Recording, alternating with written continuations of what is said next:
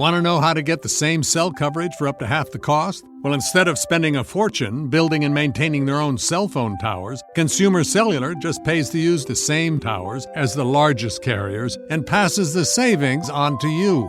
Pretty smart, huh? Consumer Cellular. When freedom calls, we're here to answer. Call us at 1-888-FREEDOM. Half the cost savings based on cost of Consumer Cellular single line 5 GB data plan with unlimited talk and text compared to lowest cost single line postpaid unlimited talk, text, and data plan offered by T-Mobile and Verizon May 2023. What if passports were stamped with experiences instead of places? With Luxury Gold, each journey brings you unforgettable passport moments. In Japan, join a private sushi making class with a master chef and witness the cherry blossoms alongside a tree doctor. Experiences like these are the golden threads that make up your Luxury Gold journey. To learn more, contact your travel advisor or visit luxurygold.com/Japan. A choice right now between fear and love. It's just a rock. Out of the dark night of ignorance and into the shining light of truth.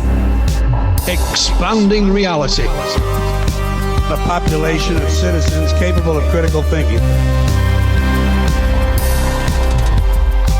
We don't see things as they are, we see them as we are. There's a level of reality where everything dissolves into an ocean of energy. We empower our experience by insisting on our authenticity. That's very profound. Very. Expanding reality. Welcome to Expanding Reality. I am your host, Brandon Thomas. On this incredibly cool episode, Jeremy Ryan Slate, the creator of the podcast Create Your Own Life, as well as the author of the book From Remarkable to Extraordinary. His Command Your Brand has actually hooked us up with a very cool guest coming up very soon. You guys are going to love. So all the ways to find him located down in the show notes, all the ways to find and support us located down there as well. Stick around at the end here, guys, for some new affiliates that we have that we're very excited about. But in the meantime, and without any further ado, Jeremy Ryan Slate. Welcoming to the show, Jeremy Ryan Slate. Dude, you were awesome. Your assistant, Rebecca, reached out, and we started talking about getting another guest that we do have booked on. But then she and I started talking about you. I wanted to know more about your company, more about who is sending this incredible person my way. And here you are, my friend. So for my audience not too familiar with you, I'm going to be linking all the ways to find you in the show description down there. Guys, check those for sure. But for those not too familiar, if you don't mind, my friend, introduce yourself for those of the audience here. Yeah, my name is Jeremy Slate. I'm the co-founder and CEO of Command Your Brand. I've also hosted a podcast since 2014 called the Create Your Own Life Show. And we get in a lot of trouble. We talk about a lot of topics you're not supposed to touch because I think those are some of the most important ones in the world, man. Well, give me an example. What's one of the topics that we're not supposed to touch? Touch the shit out of it here, dude. Okay, so we get into politics a lot, and it's interesting because I find myself to be more of like a moderate libertarian type. But at the same time, like, I feel like the far left and the far right drive me insane.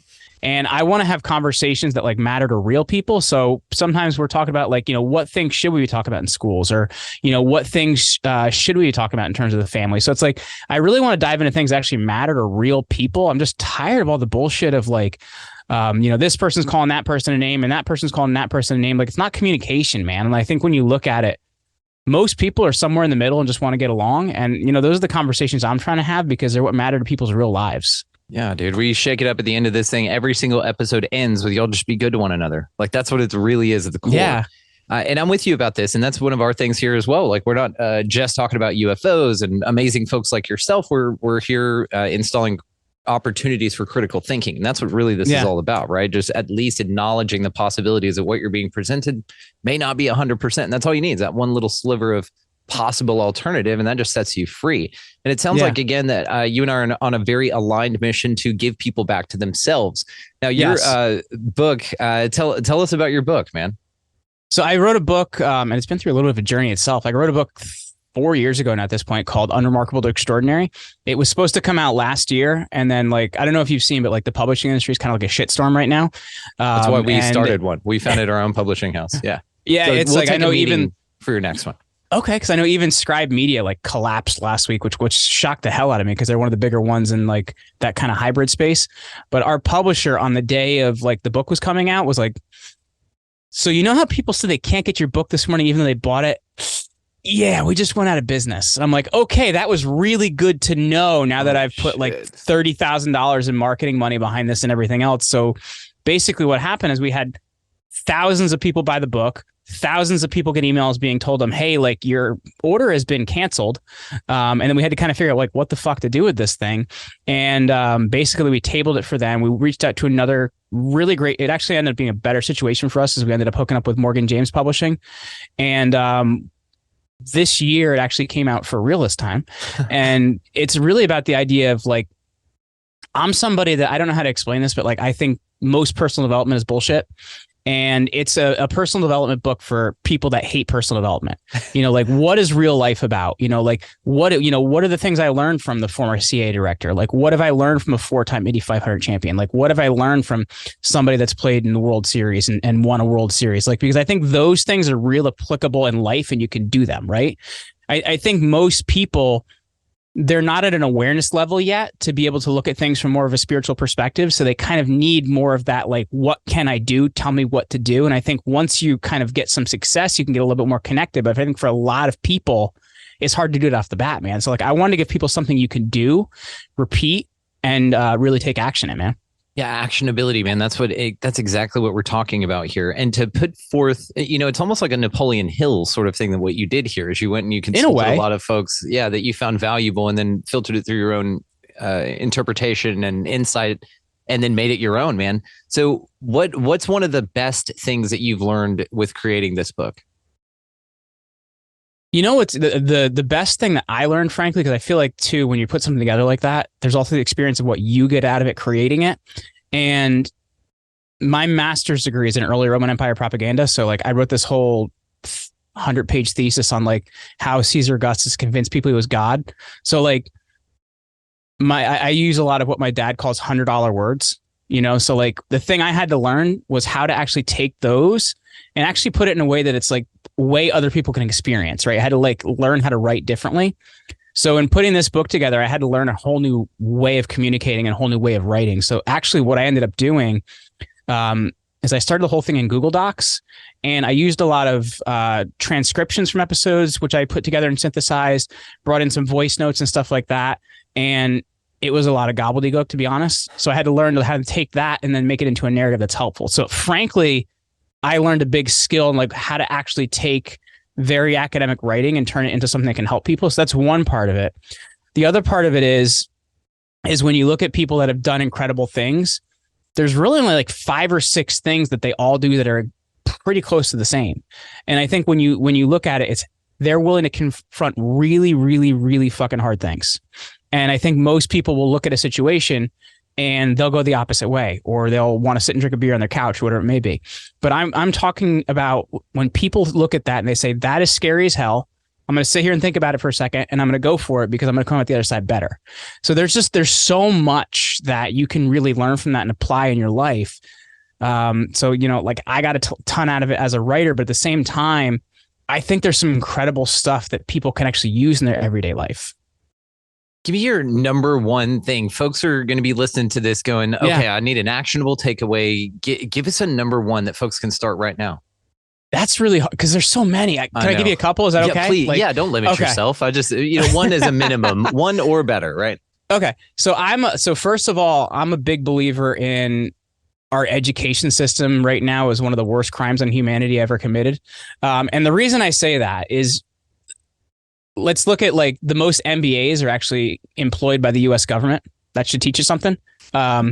So like, I just think a college education isn't as valuable as we want to make it, right? Like I come from 2 very blue collar parents where my dad didn't finish high school. He later went back and got his GED. So for them, like they really sold me the dream of like, you need a college degree, because they had been sold the dream of you need a college degree. And I think there's not a ton of value in that anymore, unless you're a doctor or a lawyer or something like that. So the thing I think is really valuable is finding an apprenticeship. And what I mean by that is not like an internship or something like that, an apprenticeship. If you want to go into a career, or you want to make a change, or you want to do something different, find somebody that's really, really good at that thing and work for them for a little bit, maybe for free, because you will gain so much experience, so much insight. And the other part about it is you may find just what I found when I was teaching high school, like, fuck, what am I doing here? I don't want to do this, because I think there's just so much value in that. We've lost the idea of apprenticeships and what that means. And I would love to see the school system kind of get torn up in the future, add an apprenticeship right after high school, which should only be 2 years anyway. And then people decide if they need to go to college or whatever it may be. So that's one thing, is I think finding somebody that has what you want, either working with them or for them for a period of time. I think there's so much value in that. The other thing I would say as well, is just going back to the idea of adversity, is figuring out what the hard things that you could be doing in your life and confronting them. Because a lot of times when you look at it like a blacksmith's furnace, you throw metal into a blacksmith's furnace, and after some hammering and other things, it comes out very different. And I think that's how we need to approach difficult things in our life. One of the single hardest things that ever happened to me, in 2012, my mom ended up having a really bad stroke. I was the person that found her, and it was just a really difficult situation.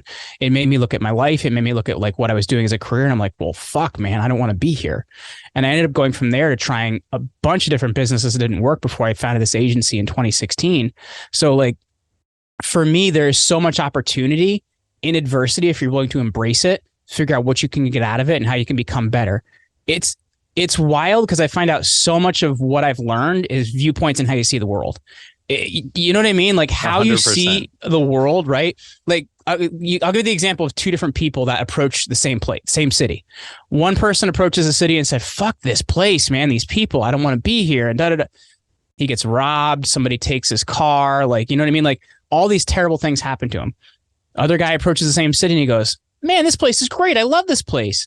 Gets a free lunch, makes a couple friends. Somebody gives him money out of nowhere. Your viewpoints have so much to do with the reality you create for yourself. And you are doing yourself a disservice if you have the incorrect viewpoint. That's at least my experience. Beautiful. 100% of what we talk about here is perception. It's all perception based. It is. Consensus reality ideas like that. Maybe we're not all even in the same damn place, but like you said, approaching a city, those two people created a multiverse version of that city that exists simultaneously within it, but you get to pick which one based on just your decision to choose to do so. It's a fascinating perspective, dude, and we love it here. And I love what you said also. Well, you get what you put your attention on as well, right? Like, so if you decide something is, there's a, whether you're right or wrong, you're going to make it that way, right? So I think, anyway. Dude, you nailed it. We have our nephew comes and stays with us. Wife and I have a 12-acre ranch out here. And so when we go out and I get the, T-post slammer, I don't know if you've ever slammed a T-post in hard Texas dirt, but you learned some new cuss words. I did, but I had my finger in it. So that was, I luckily, I don't know how I didn't get stitches. We have 6 acres here. So it's like, yeah. Okay. So, and so we have this teenager, kid that comes out here for the summers, and then I'll grab that thing or grab some stuff. I say, all right, let's go outside, put on something you don't mind throwing away or whatever. And we go out and he's on the way out there, on the way to the field. Oh, this is going to suck. This is going to suck. I'm like, well, you've already determined that, haven't you? It's like, you have no idea what we're doing, but you've already set the stage that this is going to suck. And I tell you what, it sucked for that kid. Now, he learned this throughout the summer, and then we would approach things differently, and he would then learn to greet them. And honestly, the projects were different for both of us. I had a great time either way. But he had a really great time, which made all of us have more fun, because simply the lesson you just said, approaching it mentally differently at the onset. This is manifestation. There's a wonderful study that was done with the basketball players who just sat there and were told to visualize shooting. That it's 75% better than the ones that actually physically did so, that actually physically practiced. It's powerful, dude. And I love what you said also about feedback, not failure. That's absolutely right. Yeah, we resonate just crazy with that, dude. I've been I'm not anymore I turned 36 last week, so I'm closing in on Happy 40, birthday. but thank you. But in my 20s, I was a competitive powerlifter. So, I'm 5'6", I was 215 at that point. I'm 180 now, so I've lost a lot of weight. But one of the big things I did before every lift was close my eyes and visualize it. And you would be surprised how much easier that rep is when you open your eyes and do it than when you've closed your eyes and seen yourself do it. Do you know what I mean? Like, because a lot of times people are grabbing that bar and thinking, all right, can I do this one? Yep. Whereas you're like, no, I just did it. You know what I mean? So it's that viewpoint, and that looking at it as a done really does change things. So this is scalable too, because we have the same mode on here, dude. We're just going to be yes-anding each other this whole time. That sounds good to me. This is scalable as well, because then you can apply this to anything in life. You can apply this to opportunities, seeing things all around you that are to your benefit, and then they manifest as such, dude. But like you said, the visualization part of this is crucial. It's absolutely crucial. Mm-hmm. What about, I'm very curious about channeling adversity, because this is one of the things when it pops up, we're all, we talk about the concept of alchemy here, very much so, about alchemizing the energies in front of you. And it sounds like that you're on the same channel as well. So tell us about channeling adversity from your perspective. So, and you said something too that I want to make a point on in a couple minutes. So I don't want to, I have a bookmark on that. So remind me. Okay. But like when I look at it, here's an example. Like, I don't know if do you follow football at all or no? No. Okay. So this is maybe a bad example, but it may not. I'm familiar enough. Go ahead. Tom Brady just retired. And if you look at statistically, he's the greatest quarterback to ever play. Right. So his senior year of high school, he barely starts, right? He's barely a starting quarterback. He goes to college. He gets recruited to Michigan. The coach that recruits him leaves and, never coaches him. So then for 3 years, he has to compete to play. His senior year, they're like, you're the starter, dude. You got this. You're going to be the starting quarterback. So then the coach, Lloyd Carr, brings in this other starting quarterback and he goes, you know what? You're only going to start half the games. So then he gets in the NFL. He's drafted in the 6th round, which is really late, barely gets drafted, only plays because the quarterback ahead of him literally almost dies on the field. And he then, when he gets that opportunity, becomes the greatest quarterback of all time. Now, why is that important? Because he had to watch more film. He had to think faster. He had to learn better because he's slow. He can't throw the ball very far. So he had to learn all of these soft skills that people usually don't develop, right? The worst thing that can happen to a lot of football players is being a number 1 overall pick, because everybody told you your whole life you're the best. Everybody told you how great you are. You've never really had to work that hard because you've had natural talent. And when you become a professional, everybody's good, right? Everybody was an all-star somewhere.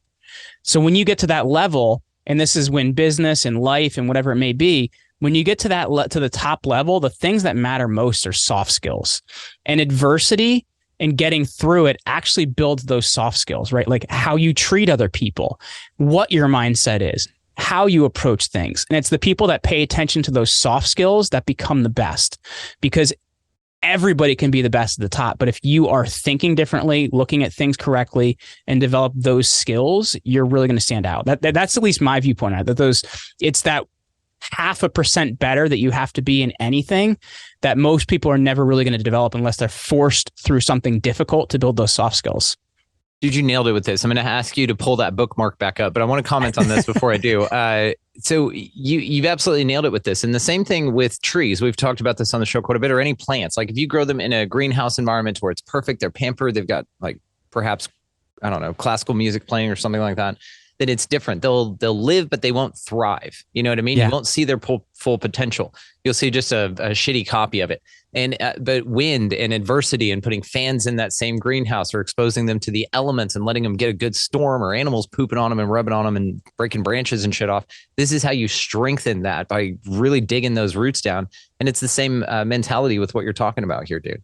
So, because I was just talking to a guy. I have a good friend that he's a 3-tour Army vet. And we were talking about like some of the really difficult, he was in Iraq was where he spent a lot of time. And he was talking about some of the most difficult firefight situations they were in. And he's like, the thing that's interesting is you get in a situation like that, the skill you actually build is being able to assume the viewpoint of others, right? Like, how is this other guy in my group doing? Or how's that civilian I have to worry about doing? Or how is this other thing doing? But you're not forced to develop that unless you're in a situation where everybody's going to die if you don't make the right decision. Right. And I think that is the true value in adversity. Damn. I mean, and it is because the cost is greater at that point. You know, it's more than just your ego or anything else. You know, you take it much more seriously. All right, I'm tapping into your bookmark here. Go ahead and pull it. Let's hear it. So you were talking about your nephew and working on the farm. I did a podcast episode about this last week. I'm a big believer in the value of physical work and the value in what it can teach you and what it can learn from you. We moved to this house about 2 years ago after being like, I'm not going to say we're in the city, but we're a little bit closer to the city. Now we're like totally out in the boondocks where it's pretty much, Pennsylvania here. And my daughters have to feed the chickens every morning, and we handle the pig, and we do there's a fixed fences. There's a lot of work that gets done around here. And I think there's a couple different things about it. I think the best thing you can do for your mental health is physical work, because the more physical work you're going to do, you're going to feel better about yourself, because you're going to feel more confident. You're going to feel more able. And at the same time, there's the other part of it. If the world ever does go to shit, like you're at least going to be more capable than the guy next door to you, so you could survive. Yeah. But I think physical work has so much value, and we've lost so much of that, right? Like we've lost so much of that because you look at people and they talk about, well, I have, this many followers and, this many, whatever it may be. But in actuality, real confidence comes from competence, right? Your ability to do something and do it well and achieve it, right? I can build anything my wife asks me to. I can fix just about anything on my property. And I think that, to me, it doesn't come from ego. That comes from competence, and that's where the confidence comes from. So I'm just a big believer in physical work. I just wanted to add to what you were saying earlier. You've absolutely nailed this, man. It's the most grounding thing living out here, because we walk out. I've got, tree limbs that fall during storms. Great. I got things to do now. I'll haul them down to the pile. There's so many things to do around here that I absolutely love it. So it's a trade-off, but I absolutely empathize with what you said. And that's why this kid, when he comes here, he knows in the 100 and whatever degree Texas sun out here, it's not sit inside and watch movies the whole time. You're on a ranch, man. We got things to do. There's animals, there's all of that. And it builds so much strength and character, and you do become so confident. There've been silly things. I'm sure you living on property, away from I don't town. have as much property as you though. So I don't want to sound like I'm you're swinging a little bit of a bigger dick than me. It sounds like here. So no worries. What I mean to say is, you live far, and if you have that sort of land, then you live probably a little further than you'd want to run real quick to the store. So you kind of look around the ranch. That's not possible. Exactly. So you look around the ranch. We don't get delivery food out here, do y'all? Amazon comes out here. Amazon but does. It's usually a little bit more than 2 days. So got you. I meant like a pizza delivery or anything like that. Like Chinese food, we kissed bye-bye delivery Chinese like 8 years ago when we moved out. We've never had Chinese delivery out here. Pizza, yes, because pizza just kind of is, but like I don't know, like there's not a Costco or anything like that here. So it's like if you want to do that, you got to spend a couple hours. Yeah, exactly. And so to your point, whenever I moved out here the first year, we had this old mower that they left us, my first riding lawnmower ever. And something happened to one of the battery terminal cables where the bolt broke and it couldn't connect anymore. So I was like, okay, I'm looking around this place and I found a U-bolt that had 2 threaded ends on it, but it was connected. So I grabbed my Dremel tool, cut that off real quick, found 2 bolts, connected it, dude. I'm throwing my hands up in an empty driveway, just yelling, I am all that is man, because you figure out a way to do something and you're just like, yes, I can do anything. You feel so powerful. And it is this physical labor, but also these mental challenges associated with it as well. It's awesome. Yeah. And also, like, to me, that's something to be really proud of. Like, so the way you know what Bilco doors are, like in a basement? One more time on the word. Bilco doors. When you go into a basement, they're usually these metal doors that you open them up and you go into your basement because it's underground from the outside. Oh, like Wizard of Oz, like the exactly. Oh, okay. Exactly. I didn't know they were called that. Thank you. Okay, so the ones that are basement are a really weird size. So they're made of wood. And when we bought the house, they were kind of like slowly rotting and they caved in on themselves. So I went out and I bought the thickest plywood you can get, and I made these really cool doors, and I built them and put them in and painted them up and everything. And I bring my wife out here, I'm like, take a look, and I'm like, look how fucking cool that is. But to me, that's real. Do you know what I mean? That's real achievement. It's something you made, something you created. You feel like you did it well enough that it's going to have some staying power. And I don't think you get that from other things. Like, cool, you built a landing page or you did something online. Like, those things are important. But at the same time, like, building something real and physical in the physical universe, that's pretty cool, man. That's super cool. Same thing. I mean, just watched YouTube videos, figured out how to frame just based on YouTube videos, and framed up and built a huge barn. The barn's like 3 times the size of our house. Cool. I just threw it together out there. Yeah. So it's shit like that, but it's that confidence. Like, that's what, confidence is just series of successes, right? And so getting people to take these small steps, like what you're offering here, and challenging folks to challenge themselves and to step out of this boring normal, get into your discomfort zone a little bit. But really, you'll find that it is so addicting that direction. It is so damn addicting that you're just kind of hanging out in a whirlpool before. It's just so different, the mentality, right? Well, I think just like as a society, though, like we've been told to like not do things that like you don't want to fail, or, you don't want to have things happen. Dude, like, have you ever built anything without directions? Like, come on. Like, I cut the wrong hole like 4 times and eventually you line it up and you put some wood filler in there and you handle the thing and it looks fine. But like, we've been told by society that like, you don't want to fail. So you know what happens? You don't want to fail. You don't try. And when you don't try, you don't improve. Like, I think when you lose, there's so much value in that because you learn how to not lose in that same way again.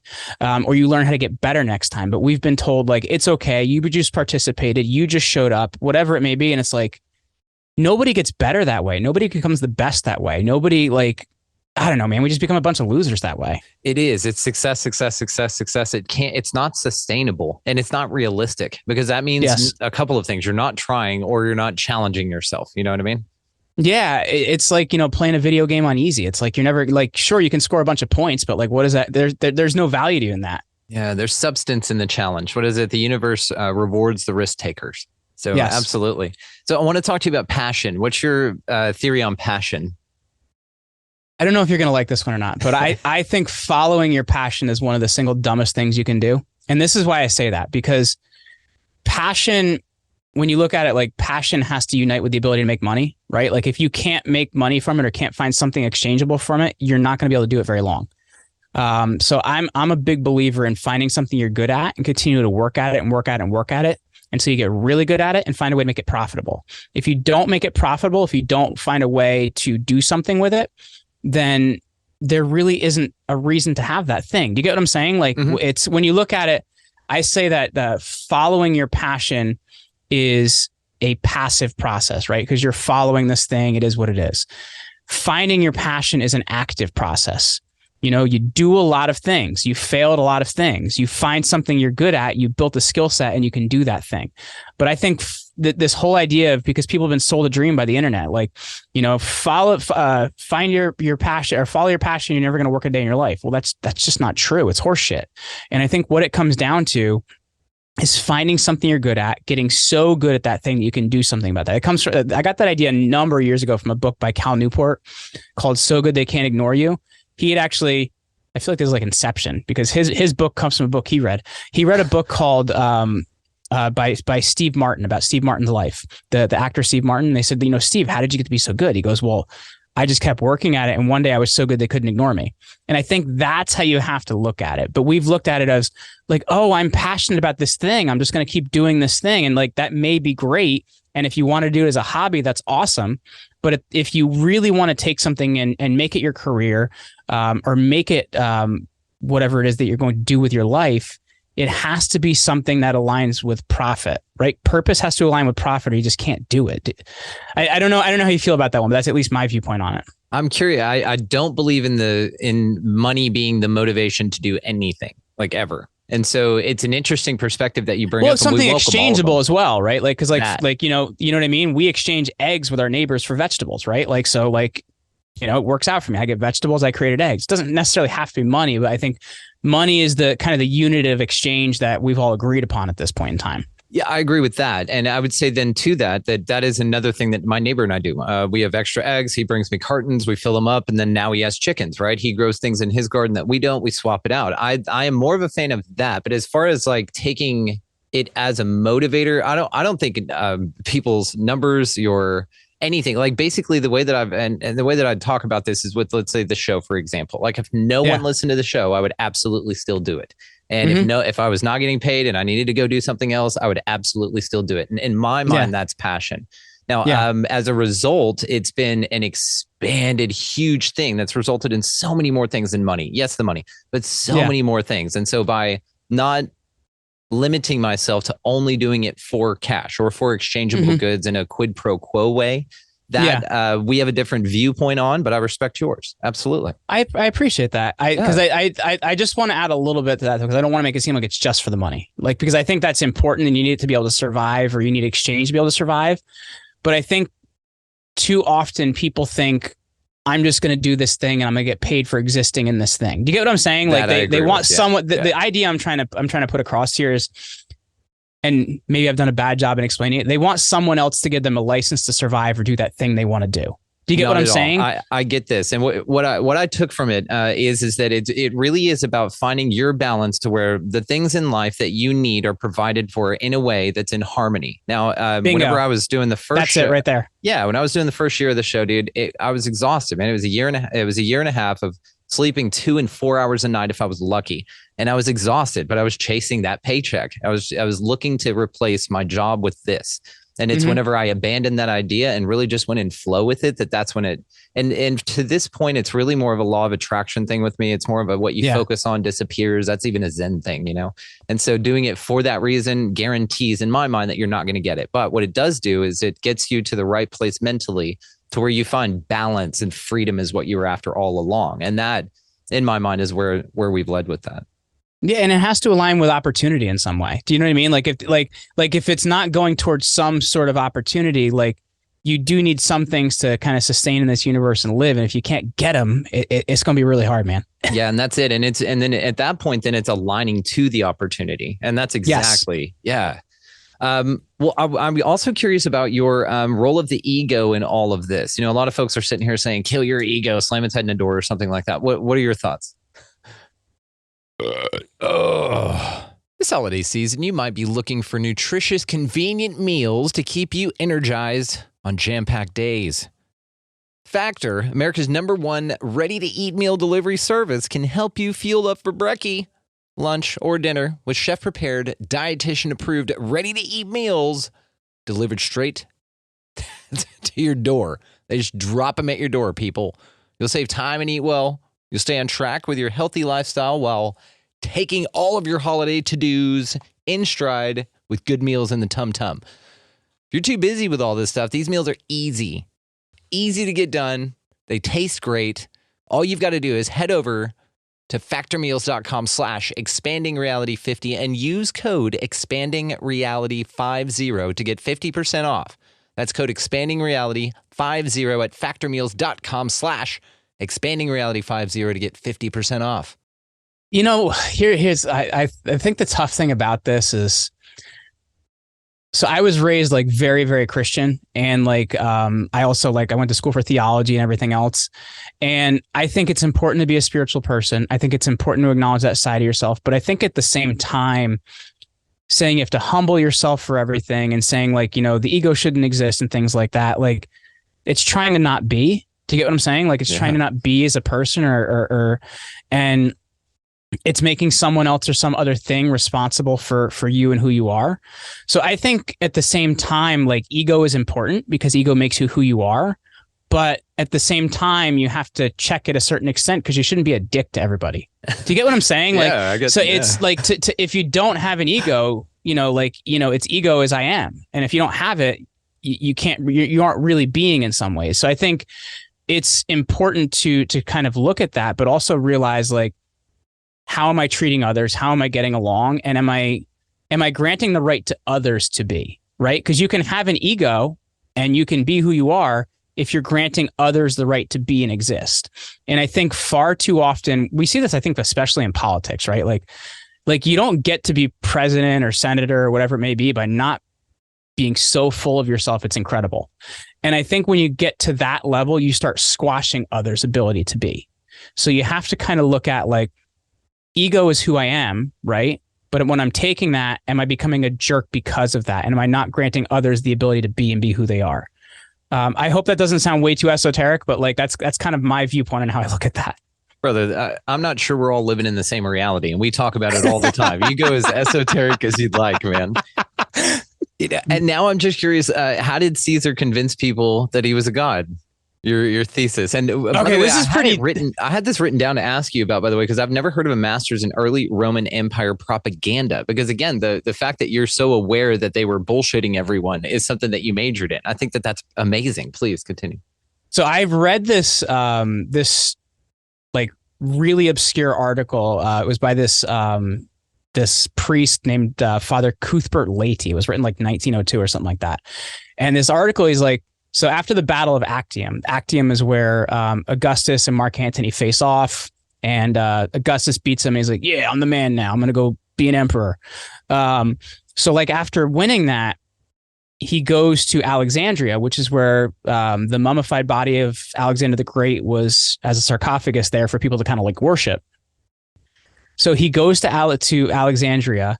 He bows down before the sarcophagus of Alexander and prays. I was like, well, that's weird because Romans have their own gods. I'm and it doesn't have anything to do with Alexander the Great. I'm like, that's really strange.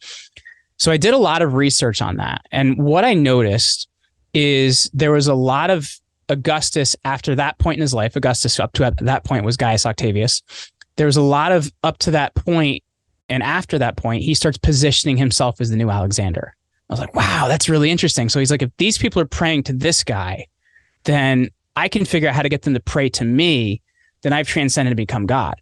Because you have to understand about Alexander the Great in history. He's a very, very interesting character from the perspective of he's this Macedonian Greek that goes and conquers Babylon. And he observed a lot why he did this. The Babylonian emperor, there was I hope this isn't too much for you because this is some deep stuff. But to like understand it, you need the full concept. So when you worship the Babylonian emperor, who was seen as a god, you did something called proskynesis. And that's not the idea of just kneeling in front of somebody. That's you lay your entire body on the floor in front of them because they are so holy you can't even stand up to them.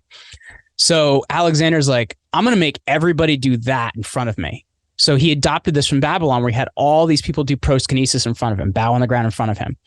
And then a couple years down the road, they conquer Egypt, and the Egyptian ruler, the Pharaoh, is seen as a god. So he goes to the oracle at Zeus-Ammon, which is in a part of Egypt. And because the Pharaoh is seen as the son of God, he walks in and the oracle greets him as, greetings, son of God. And he's like, oh, son of God, I like that.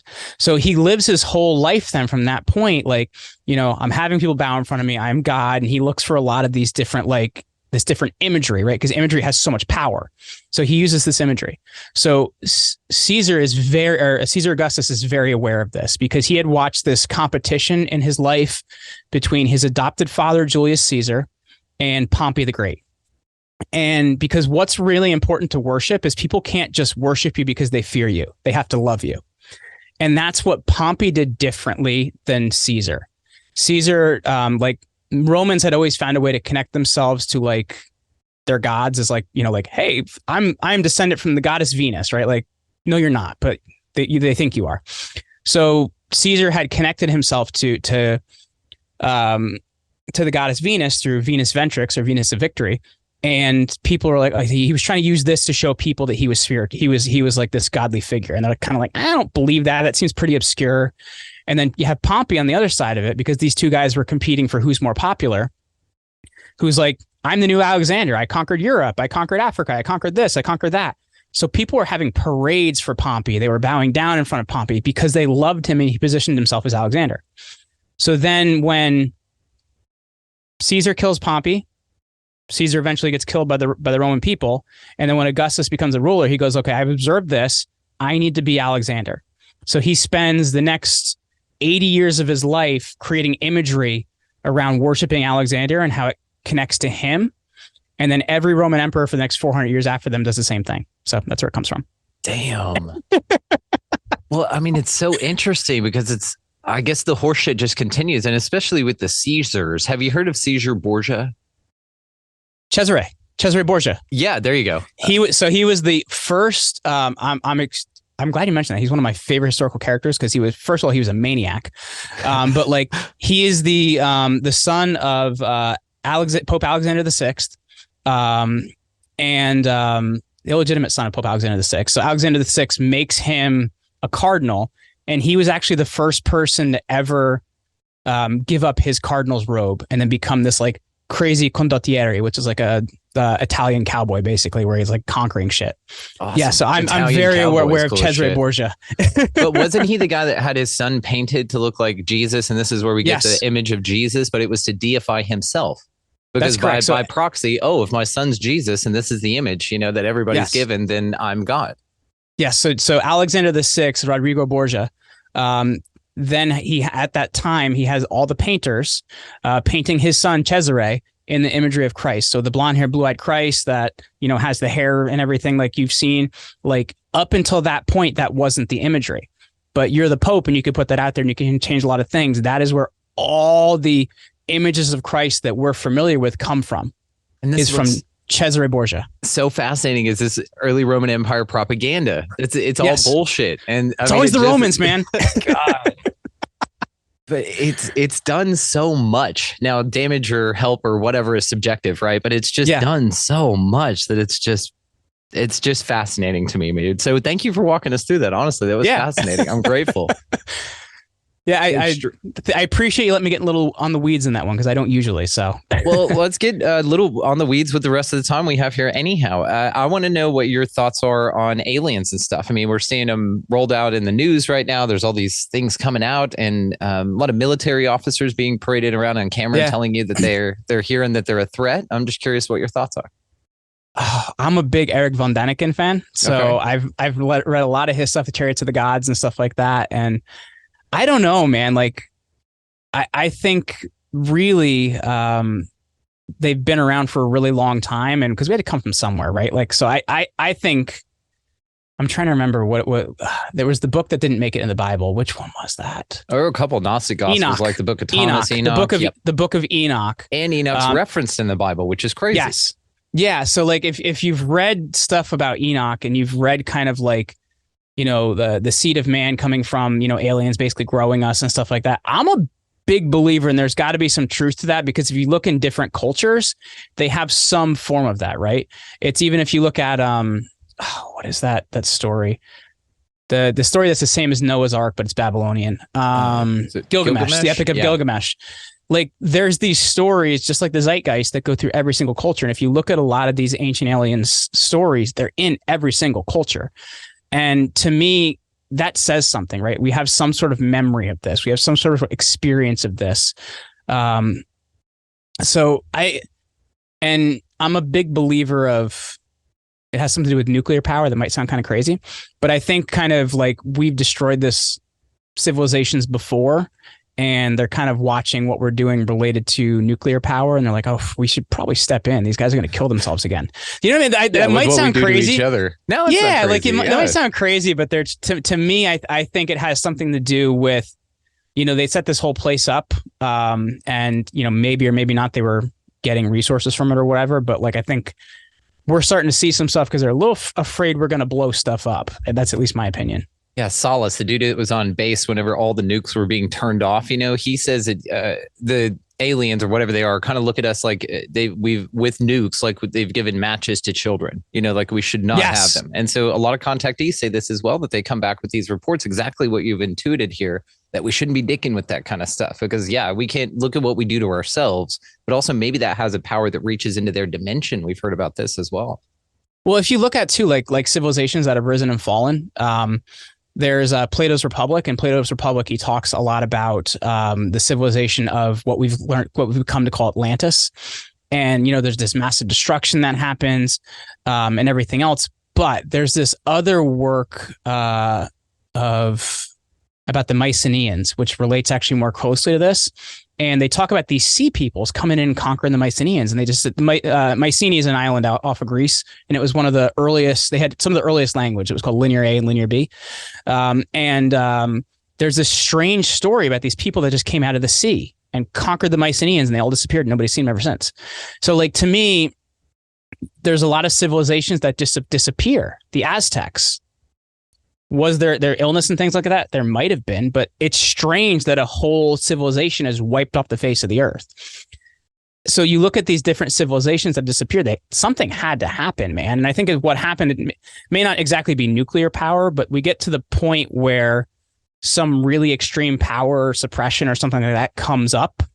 And I think they're kind of like, all right, we got to stop these guys again. They're going way too far. At least that's my opinion. I don't think aliens are bad. I think they kind of set this thing up, and they're kind of jumping in whenever the shit starts to hit the fan.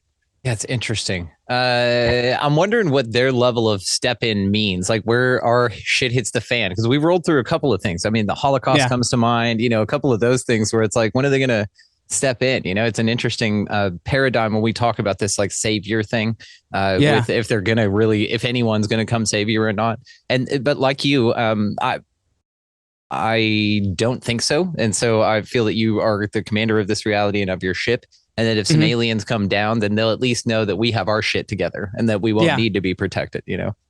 Yeah. And it's like, I don't know, man. I think they'd look at us and be like, really? You guys are that obsessed with your phone? Do you know what I mean? Like we've become I feel like we're a bad experiment at this point. It's an interesting point you put. What are your thoughts on simulation? Like that we're maybe just like a 3-year-old dimensions version of like a science experiment sitting on their, you know, closet or pinned to a refrigerator somewhere because their mom just can't throw their C+ work away, you know? I heard a conversation about this recently. I'm like, oh my God, that sounds so plausible, because everybody's talking about like Elon Musk wanting to go to Mars. And like imagine I was actually on an episode. I don't know if you've ever heard of Timcast, but it's episode of Timcast. They're talking about imagine that like we've actually been in the metaverse forever, right? And we're like traveling in the metaverse and going to this other planet, and we have to populate it. And when you think when we get there, right, you have to have people that have had life experience. They know how civilization worked, and you're actually just a baby in a spaceship. Like that would be some wild shit, man. Yeah. But like at the same time, like even like I think of the whole thing with the internet with simulation theory. Like when you look at the internet, I think, or dead internet theory, sorry, because if you look at it, there's so much AI and bots and things like on the internet. They're saying like it's actually a small percentage of the action you see is real. So like, I'm just not really sure, man. I think reality is a kaleidoscope of a bunch of different things, you know? Yeah. To that point then, with what you said about the dead internet thing, what do you think about that being possible for this reality? If it is a simulation, do you think that everyone here is real people? Inhabitable characters, let's say. I think that, and I'm just going to say this from my experience. Have you met people that you're like, bro, there's like nobody home. Like, bro, what is going on here? Those are NPCs. I think there are some non-player characters in this universe. You know what I mean? And I think it's very plausible that we are in some sort of a alternate reality or some sort of a simulation, because I've met so many people that like, I'm like, how do you remember to breathe? You know what I mean? Like I've met some people like that. So like, I think it is very plausible. There's some non-player characters out there. I love that. I had a friend actually got too high once. She just reminded me of this. He got too high once and we're sitting there dead silent. And all of a sudden I hear him go, and I was like, what happened? He goes, I forgot to breathe. I don't know. I was like, oh my God. And that's what I picture. It's like you're standing in line at the DMV. My automatic nervous system does that for me. I don't have to think about it, man. I know. It's like you were actively thinking of not breathing, to do that, right? That's what you picture. Is like you're in the DMV or something like that. And you just hear this mouth breather behind you. You're just like, come on, man. But we're sweet to everybody because everybody's sweet. The only time I'm ever cognizant of that was like when I have a cold or something, and you have to like keep yourself breathing through your mouth so like you don't like suffocate. But that's about it. That's where you wear the shirt. I'm not an NPC. I just have a cold. I'm purging. Yeah. Yep. I think that's very believable, because I've met some people that I'm like, there is no way this person's not an NPC. Yeah, and it's interesting. It's not like a shot either. It's not like we're talking shit about people. No. Yeah. There's a recognition, just sort of like in an animal, where you can see like an animal, a domesticated one has a glint. There's a connection there that can be made, and maybe in the wild in some instances, but really there's something there. You can see it, and it's all in the eyes, which is wild, man. Yeah, like do you think it's possible? Because like I've thought about this, like. Not like that. Not every person has a soul in that way. Do you get what I'm saying? Like, because you meet somebody and like, you're like, okay, they're definitely alive. There's definitely some intelligence there, but they don't seem like vibrant and real. And do you know what I'm saying? Like I'm just really curious if like not, simulation or not, like if every being here actually has a soul of some sort. It's interesting. We'll bring aliens back into this. Reports from contactees say that the Greys actually view us as vessels. So this body may just be a vessel. And then you think about the walk-in phenomena where you have other people, they'll get in like a horrible car wreck and lose a limb or something. And they're just like, dude, I'm tapped out. Some other entity, maybe some other version of them or something will say, you know what, I'll step in and finish your life for you. So you have all these cases of this kind of thing to where it really boils down to, so what the fuck is going on here? And I'm with you with this, dude. And it's funny though. Where I struggle in these conversations, I've read way too much shit that I have to remember which line of thinking this comes from. So anyway, well, connect it all, and that's a fun one that we talk about too. It's that, do you think that everybody here, if these are just vessels, then you would say that maybe they're just some autopilot NPC type people running around, and maybe like this thing that's being observed now, this wake up, if you want, this age of Aquarius is basically those bodies that have just been kind of on autopilot here being inhabited by souls. Because I've heard people talk about their spiritual awakening in a sense to where they're like, oh my God, I don't remember my life past my spiritual awakening like before, almost like they were a walk-in experience. So then you could say, well, perhaps this has all been on autopilot versions of things, and that this population of like yous and me's here who are figuring this out, and we spread this awareness, it entices inhabitation into that avatar, if you will, of more folks here, more like people, more characters that are animated, but also have the life, like you said. But I think also like trauma can make people not experience that either. You know what I mean? Like, cause like you imagine like having some terrible trauma, you just may not want to go back on the time track with something like that and never experience it again. So I think there's kind of two different ways to look at that. Like, like that's maybe an interesting concept, right? Because like maybe you zip out, maybe you yeet out and just have the body go autonomous. Yeah, because like you're like, I don't want to play this game anymore. Like I don't know. I think that's possible. Yeah, think about it, to what you said too. The traumatic events. People say they left their body. Maybe some people just don't come back. I'm trying to think how many years ago this was. Like 2006. I had was supposed to be super minor knee surgery, and they killed me. And well, sort of killed me. I spent 3 days on like all these machines and stuff like this, and like. I had this experience of like leaving my body, and it's the weirdest thing because what happens, like, at least for me, I don't know if it's different for everybody, but like what happens for me is like, you're not confined to a space anymore, if that makes sense. Like I'll put it this way. Like right now you're in a room, right? Allegedly. Yeah. Allegedly. Like for me, like I was the room. I could feel everything. I could experience everything. I could feel everyone's emotions. It was the strangest, but the weirdest thing is having total recall on it. Yeah. So like I had this really interesting, like out of body experience. This is like, gosh, like 20 years ago now, but like, it was wild. Cause it's like, you're not in the room. You are the room, as weird as that sounds. Like you experience and feel everything. You're not confined to anything because you're kind of like infinite, not finite. Yeah. What's interesting. So did you go beyond the room or just the room? I just was that space. I didn't really leave that space. For some reason, I don't know if I felt like I was protecting my body there or something like that, but I was like, I can't leave this guy. Yeah. What's interesting, it's sort of a stair step. And I have heard this, and recently actually, that some folks don't go all the way to the like meeting of the ancestor and your grandma in the tunnel of light. No, I didn't like leave that and like go someplace, but like, like I got last rites and all this kind of stuff. And like they're like, we'll see how it goes. No brain activity, all that fun stuff. Wow. But the fact that you inhabited that entire space is something that you hear. It's a localized sort of detachment, but you kind of hang around. You know what I mean? Yeah. And I have recall on it, which is weird. Yeah. I have recall on it, which is weird. Cause it's like, I'm not ready to go anywhere yet. So like, I'll just kind of hang out here, or like, whoa, like what's that happening? You know what I mean? It's like, you can feel everything, like not just your emotions, but also other people's, which is really interesting. How did that change your perspective? As weird as it sounds, it did not. It didn't change my perspective at all in the slightest. And it wasn't until that experience of like almost losing my mom in 2012 that actually made me look at it, because like, holy fuck, man. Like, I don't know, because in that moment I'm like, I'm not going to die, whatever. But like when somebody else like literally almost dies in front of you, that to me, that shocked me. That shocked the hell out of me, because it was like, I think it's much harder when it's something outside of yourself than when it's yourself. Right? Because I think it's in a lot of ways you feel infinite and you feel invincible and whatever it may be. And it didn't do anything for me. And I've heard other people say the opposite, where it was like, I woke up and I knew like I was going to like go change the world, whatever it may be. I'm like, I just woke up and I want a bagel. Like that's how bad it was. But it wasn't until like almost losing my mom that like that actually like changed me. Like that was pretty crazy. Are you a psychonaut at all? Do you do psychedelics, or have you ever? I've never. No. Okay. I was just curious, because that kind of perspective can be offered with several psychedelic experiences. You're just like, yeah, everything's fucking weird and whatever, and I'm cool with it. Yeah, no, I've never done that. Interesting. It's a fascinating perspective, man. Well, we're glad you're here. We're glad you shook it off and came back. Well, I tell you what, I don't know if you expected that one. No, I honestly, it's part of the 4 Agreements, that great book by Don Miguel Ruiz. I have no expectations, and it's a beautiful way to roll with it, because I don't limit myself to the possibility. So actually, this is a beautiful surprise, which I'm always here for. So thank you.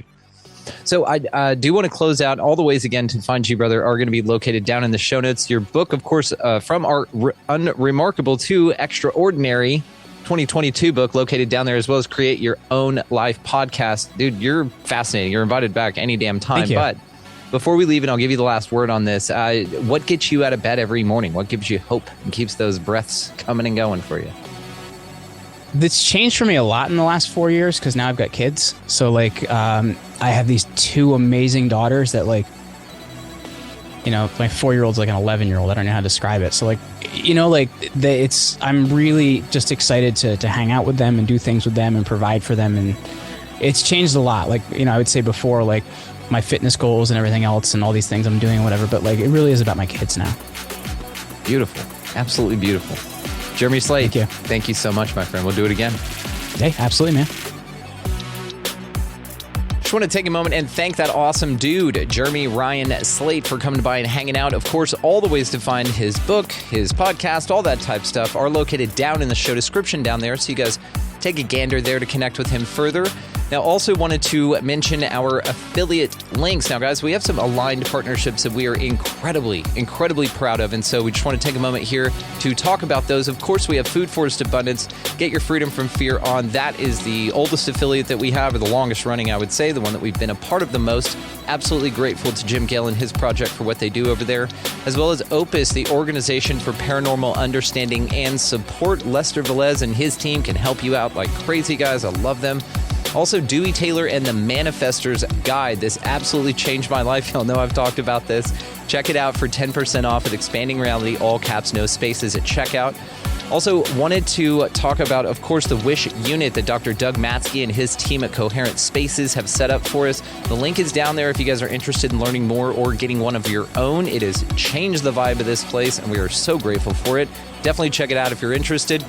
Also wanted to mention a couple of new things here, along with, of course, Phi Tribe's new website, Phi Tribe 369. Guys, go check that thing out. A lot of new cool stuff going on over there. If you haven't signed up yet, make sure that you do so. Along with that, we have the Luminous Education Project. Now, definitely check that link out down there below. This is with a Dr. Edith Mbutu Chan, and it is a wonderful, wonderful opportunity. This is part of the Conscious Parenting Network that we have been talking about, and this is something you guys should really check out. Located down in the show notes, as well as just detoxing yourself is incredibly important. Christian Yordanov has a 30% off detox workshop with the link that is provided in the show description. We've also got Christian coming up on an episode coming up soon. You guys are going to love this dude. Make sure that you also check out my episode on his show, Changing Minds. It's unbelievable. One more thing to mention here. We have been offered an incredible opportunity at the Conscious Awakening Network to host a 2-hour live spot on their platform every Friday night. Now, this is from 8 to 10 Central on Friday nights, and it's for all of them. So they've already begun. Make sure that you check the link down there to check that out, and it's very exciting. We're incredibly grateful. Amy Belair and surprise guest was our first round up there, and it was fun. We've got them booked out quite a ways, so make sure that you guys check that out. Link down there in the show description, and it's just an awesome network. We're super grateful to be a part of it. So I think that actually wraps it up for this time, guys, and thank you so much for being here and supporting. And if you've made it this far, I'm incredibly grateful for you for being so aligned and just hearing what we have to say over here.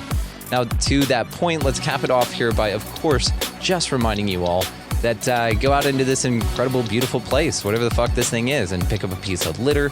Maybe, be nice to everybody that you come across. Go ahead and buy somebody in line around you a coffee or a meal, something like that. It goes a small way out of your pocket, but a massive way into the ripple effect there. And then above all and anything else, get out of the left-hand lane if you've got somebody behind you wanting to pass. And of course, y'all, go out into this incredibly amazing place, above all and anything else, for real. And y'all just be good to one another. Thank you so much for watching, listening, engaging, participating, and just being the coolest deliberate creators out there. We love y'all. We'll see you next time.